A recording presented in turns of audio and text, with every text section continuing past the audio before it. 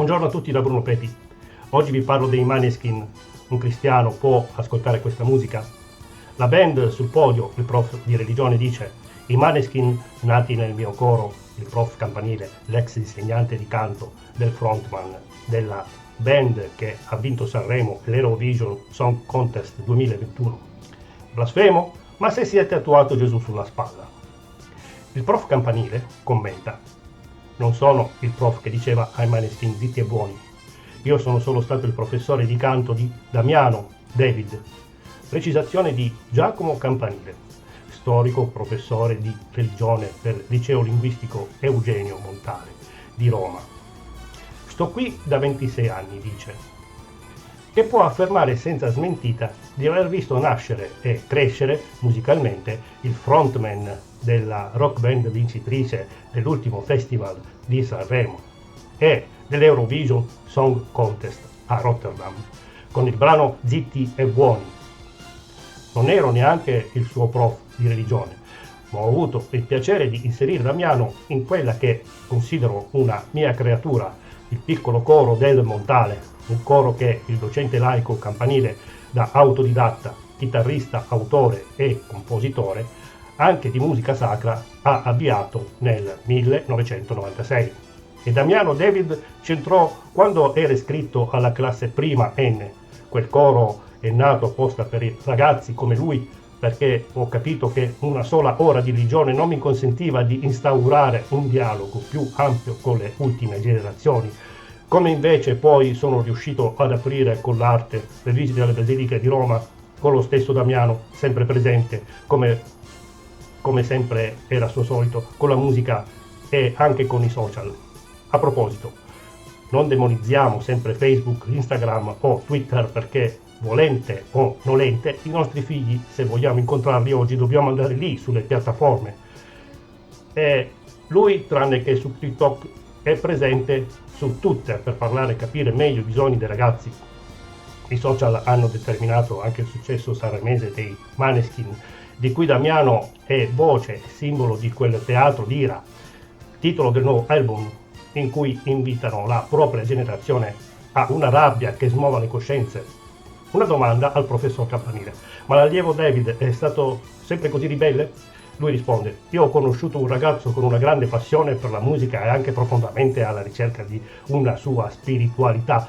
Non è un caso che sulla spalla si sia tatuato l'immagine di Gesù Cristo.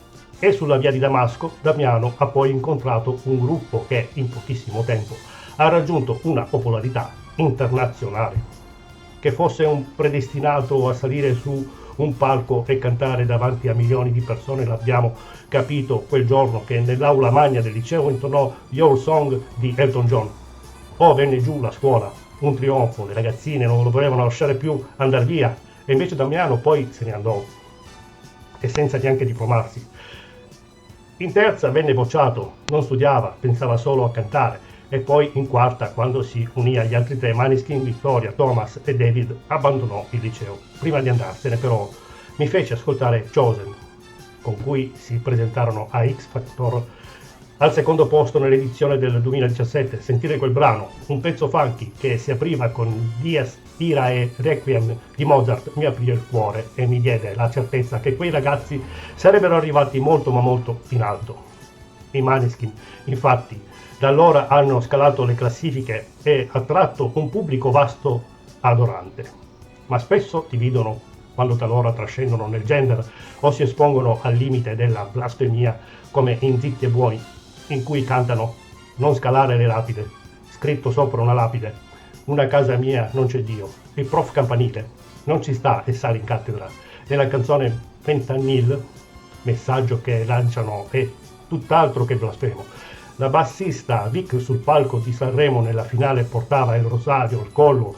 Non credo fosse una forma di ostentazione. L'ideologia gender che ha caratterizzato l'ultimo Sanremo credo che non sia colpa dei Maneskin, ma una strumentalizzazione del consumismo. Loro si sono limitati a un cambio di vestiti ad ogni esibizione, solo allo scopo di fare spettacolo in sintonia con quel rock che hanno proposto.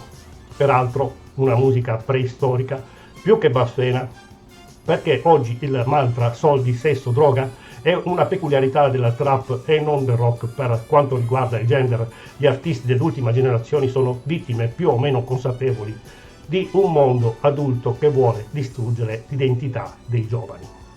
Maneskin affini ed Achille Lauro? No, quel ragazzo è un fenomeno carnevalesco, patologico quando usa la Madonnina che piange per i suoi quadri. Fuori dalla cornice del piccolo schermo i Maneskin per il professor Campanile sono essenzialmente 4 normalissimi ragazzi di borgata. La loro forza mediatica sta proprio nella semplicità, Damiano compreso certo, ma quando il frontman della band dice che in futuro a 40 anni mi vedo tutto rotto e inceroppato, ma sul palco come Leggy Pop il professor ribatte. Se sapranno gestirsi i Maneskin possono essere portatori di un messaggio forte per i giovani, possono testimoniare che attraverso la musica si può intraprendere una strada che cambia la loro vita in meglio. Da quando Damiano è andato via dal liceo Montale 5 anni fa, la sua strada l'ha portato lontano dal suo caro vecchio prof. Non l'ho più visto, ma ci sentiamo e con i ragazzi del coro Montale tempo fa gli abbiamo inviato un video, una parodia della loro hit Marlena, in cui il nostro coro al refrain Marlena torna a casa gli canta Damiano torna a scuola. Lui si è divertito molto ad ascoltarlo, adesso mi piacerebbe che venisse qui al liceo a cantarla insieme a noi e noi lo ascolteremo zitti e buoni. Molti cristiani lottano con questa domanda. Molti musicisti laici sono immensamente talentuosi. La musica profana può essere molto divertente. Ci sono molte canzoni profane che hanno melodie accattivanti, intuizioni ponderate e messaggi positivi. Nel determinare se ascoltare o meno musica profana ci sono 3 fattori primari da considerare. Primo, lo scopo della musica. Secondo, lo stile della musica. E terzo, il contenuto dei testi. Primo, lo scopo della musica. La musica è progettata esclusivamente per l'adorazione a Dio. Dio intendeva che la musica fosse rilassante e divertente. Il musicista più famoso della Bibbia, il re Davide, usava principalmente la musica allo scopo di adorare Dio. Vedi Salmo 41, 4.1, 6, 54.1, 55.1. Tuttavia, quando il re Saulo era tormentato dagli spiriti maligni, invitava Davide a suonare l'arpa per calmarlo. 1 Samuele 16, 14, 23. Gli israeliti usavano anche strumenti musicali per avvertire del pericolo, Neemia 4:20, e per sorprendere i loro nemici, Giudici 7, 16, 22. Nel Nuovo Testamento l'Apostolo Paolo istruisce i cristiani a incoraggiarsi a vicenda con la musica. Parlatevi gli uni gli altri con salmi, inni e canti spirituali, Efesini 5,19. Quindi, mentre lo scopo principale della musica sembra essere l'adorazione, la Bibbia consente sicuramente altri usi della musica. Secondo, lo stile della musica. Purtroppo la questione degli stili musicali può creare molte divisioni tra i cristiani. Ci sono cristiani che chiedono categoricamente che non vengano usati strumenti musicali. Ci sono cristiani che desiderano solo cantare inni dei vecchi fedeli. Ci sono cristiani che vogliono una musica più allegra e contemporanea. Ci sono cristiani che affermano di adorare meglio in un ambiente tipo concerto rock, invece di riconoscere queste differenze come preferenze personali e distinzioni culturali. Alcuni cristiani dichiarano che il loro stile musicale preferito è l'unico biblico e dichiarano che tutte le altre forme di musica sono malsane, empie o addirittura sataniche. La Bibbia non condanna mai alcun particolare stile di musica. La Bibbia non dichiara mai empio un particolare strumento musicale. La Bibbia menziona numerosi tipi di strumenti a corda e a fiato, mentre la Bibbia non menziona specificatamente i tamburi. Menziona altri strumenti a percussione, Salmo 68:25, Esra 3:10.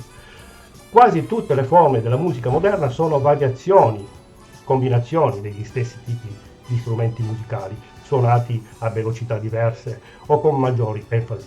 Non c'è alcuna base biblica per dichiarare che un particolare stile di musica sia empio o al di fuori della volontà di Dio.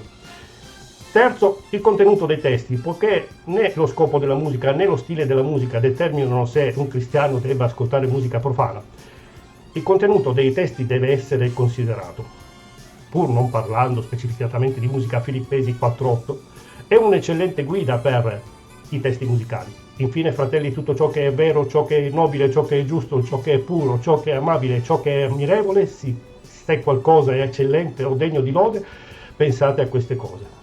Se dovessimo pensare a queste cose, sicuramente queste sono le cose che dovremmo invitare nella nostra mente attraverso la musica e i testi. Il testo di una canzone profana può essere vero, nobile, giusto, puro, amabile, ammirevole, eccellente e degno di lode? Se è così, allora non c'è niente di sbagliato nel fatto che un cristiano ascolti una canzone secolare di quella natura. Tuttavia, gran parte della musica profana non soddisfa lo standard di Filippesi 4:8. La musica profana spesso promuove l'immoralità e la violenza, mentre sminuisce la purezza e l'integrità. Se una canzone glorifica ciò che si oppone a Dio, un cristiano non dovrebbe ascoltarla. Tuttavia ci sono molte canzoni profane senza menzione di Dio che sostengono ancora valori divini come l'onestà, la purezza e l'integrità. Se una canzone d'amore promuove la santità del matrimonio, la purezza del vero amore, anche se non menziona Dio o la Bibbia, può ancora essere ascoltata e goduta.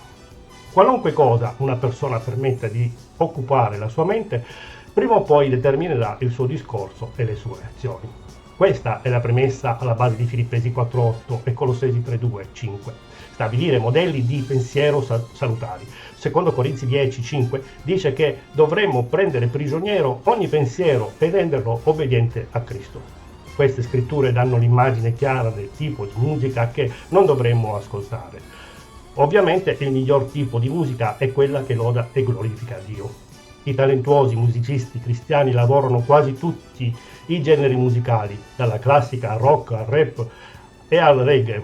Non c'è nulla di intrinsecamente sbagliato in un particolare stile musicale, sono i testi che determinano se una canzone è accettabile per un cristiano da ascoltare. Se qualcosa ti porta a pensare o ad essere coinvolto in qualcosa che non glorifica Dio, dovrebbe essere evitato. Bene. Grazie a tutti per avermi seguito, tante benedizioni e spero che il video vi sia piaciuto e di essere stato abbastanza chiaro. Se avete domande o suggerimenti scrivetevi anche sulla mia pagina Facebook di Chiesa Cristiana Evangelica d'Italia oppure su WhatsApp al numero 339 3461 889. Iscrivetevi anche sul mio canale YouTube, mi trovate col mio nome Bruno Pepi, oppure sul nuovo canale dei Salmi oppure sul nuovo canale della Bibbia Antico e Nuovo Testamento, dove potrete trovare tutti i video precedenti sia nella serie del Vecchio Testamento che del Nuovo Testamento con i vari personaggi biblici. Bene, arrivederci da Bruno Pepi al prossimo video. E viva i Maneskin! Bravi ragazzi!